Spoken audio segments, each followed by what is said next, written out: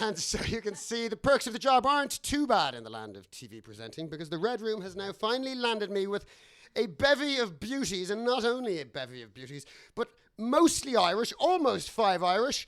I'm here with Wonderland. It's a joke I think only Irish amongst us will appreciate. Karina, the name Wonderland, where'd it come from?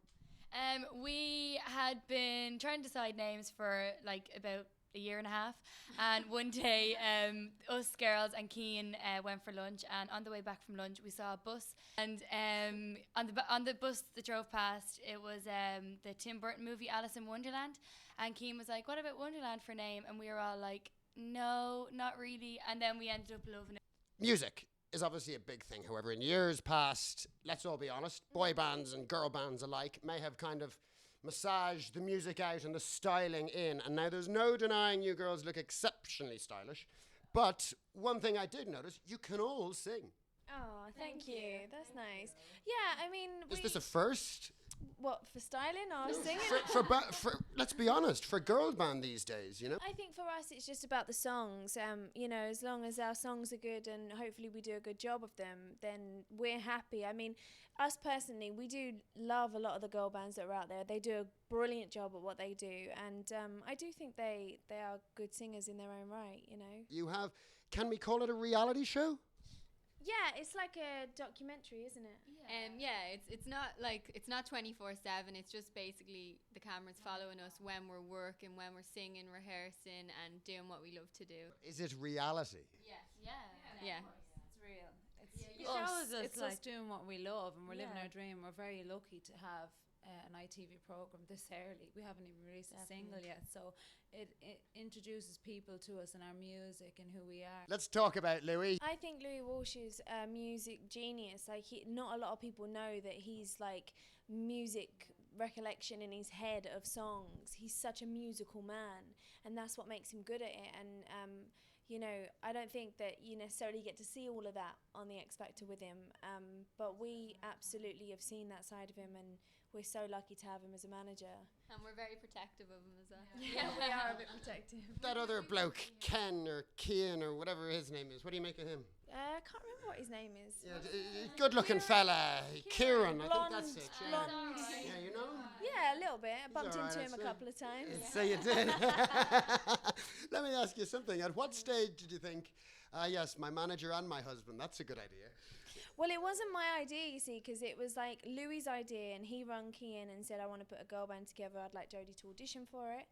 So Kian just kind of looked at me and just said, look, you know, you can either watch this happen and sit at home and be devastated about it, or you can go for the audition and, like, if you're lucky enough to get in, then embrace the kind of amazing opportunity. Is it tricky not talking shop at home?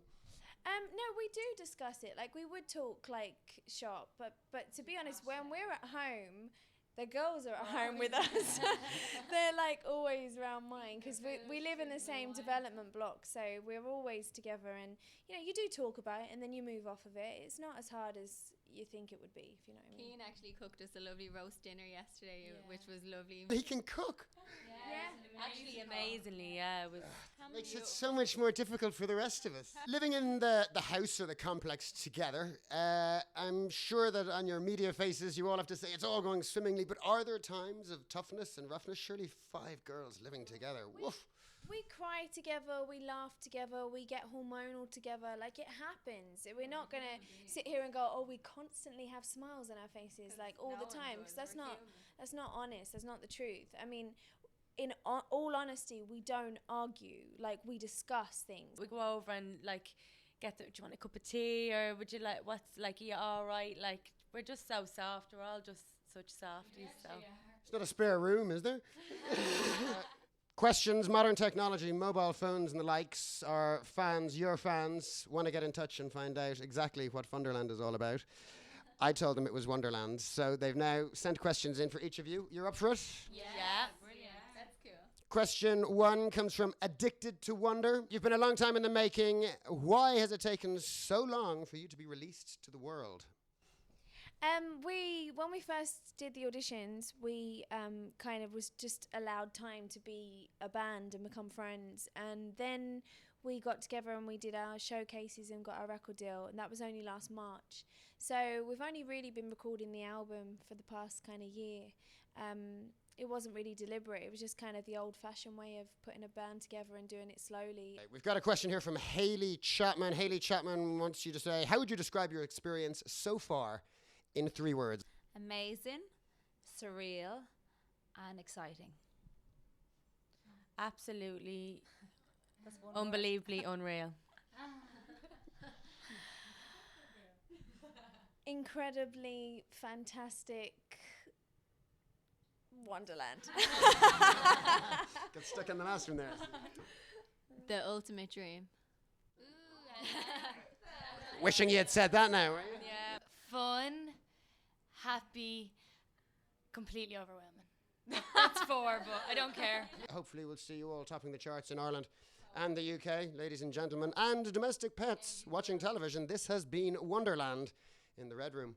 Thank you.